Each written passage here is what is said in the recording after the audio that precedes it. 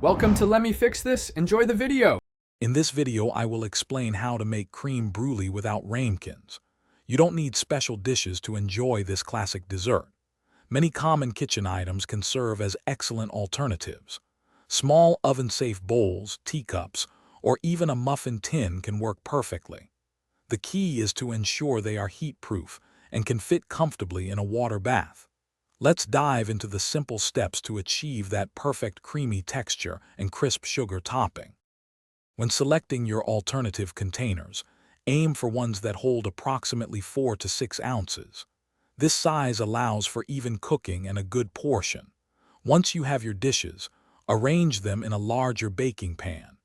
This pan will hold the hot water bath, which is crucial for gentle, even cooking. Make sure the water bath reaches at least halfway up the sides of your chosen containers to prevent curdling and ensure a smooth custard. Bake your custards in the water bath until the edges are set, but the center still has a slight jiggle. This usually takes about 30 to 40 minutes, depending on your oven and container size. Once baked, carefully remove them from the water bath and let them cool completely. Then, chill them in the refrigerator for at least 4 hours or preferably overnight to achieve that perfect firm yet creamy texture. The wait is worth it.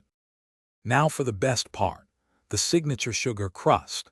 Just before serving, sprinkle 1 to 2 teaspoons of granulated sugar evenly over the top of each chilled custard.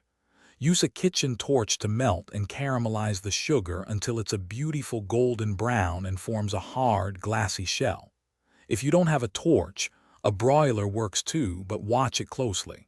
And speaking of upgrades, check the description for a link to the Shark AI Ultra Robot Vacuum and other great deals to upgrade your home.